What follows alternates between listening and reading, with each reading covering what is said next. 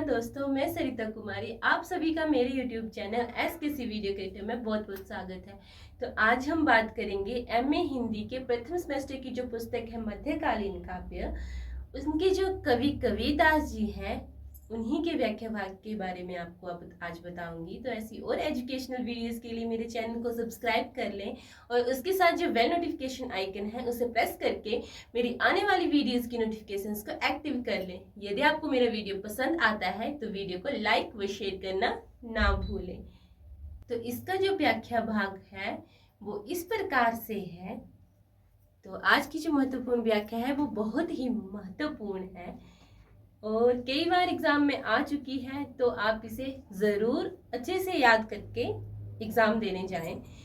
तो व्याख्या है, पद है, जाति ना पूछो साधु की पूछ लीजिए म्यान, मोल करो तलवार की पड़ा रहने दो म्यान, हस्ती चाहिए ज्ञान की सहज दलूचा डारी, स्वान रूप संसार है भूखन दे झक मारी। तो इसके शब्दार्थ जो रहेंगे वो है, हस्ती होता है हाथ, हाथी और मन, सहज होता है साधना मार्ग, दुलीचा होता है गलीचा, स्वान होता है काम और क्रोध। तो इसका जो प्रसंग रहेगा वो है, प्रस्तुत साखियां आचार्य हजारी प्रसाद द्विवेदी द्वारा संपादित पुस्तक कबीर में से ली गई है। इन साखियों के रचयिता कबीरदास जी हैं या कबीरदास पाखंड तथा अनाचार में भटके लोगों को भक्ति का मार्ग समझाते हुए कहते हैं कि जाति न पूछो साधु की पूछ लीजिए ज्ञान, मोल करो तलवार की पड़ा रहने दो म्यान। तो कबीरदास जी कहते हैं कि सच्चे साधु की श्रेष्ठता की परख तो उसके ज्ञान से ही की जाती है। यदि कोई व्यक्ति उच्च जाति में जन्म लेकर परमात्मा को सच्चे स्वरूप नहीं जानता तो उसे सच्चा साधु नहीं कह सकते हैं।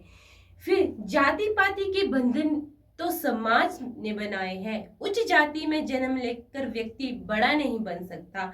जिस प्रकार सच्चा शूरवीर तलवार का ही मूल्यांकन करता है, उसी पर म्यान का नहीं, क्योंकि म्यान बाहरी आवरण है।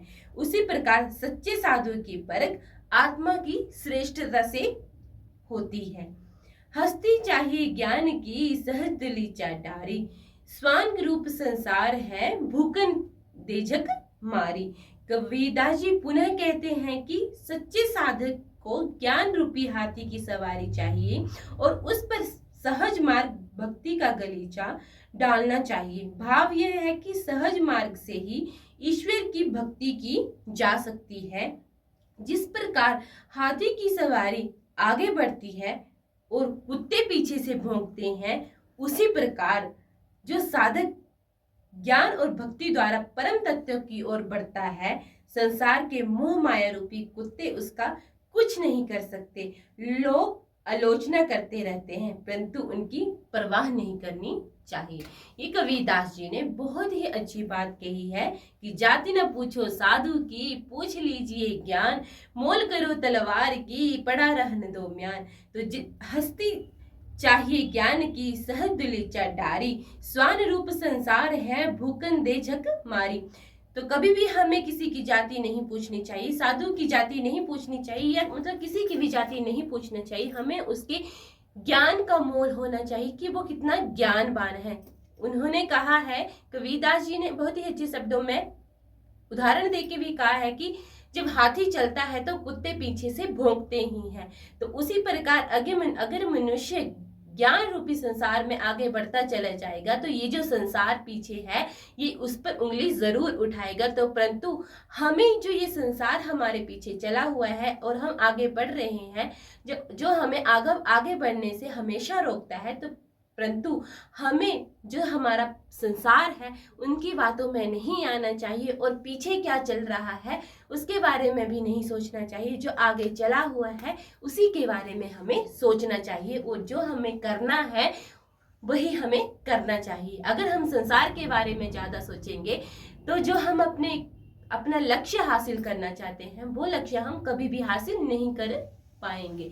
तो इसका जो विशेष रहेगा वो रहेगा, यहाँ कवि ने ज्ञान तत्व तथा सहज साधना के महत्व पर प्रकाश डाला है। कवि जी ने जातिवादी का खंडन किया है, जाति पाति का खंडन किया है। ज्ञान का हाथी तथा सहज का गलीचा में रूपक अलंकार है।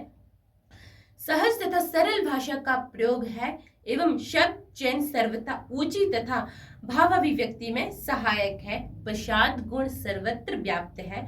दोहा छंद का भी प्रयोग मुख्य रूप से इसमें किया गया है।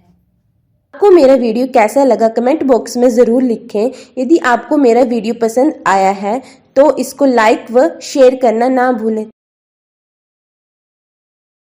Thanks for watching.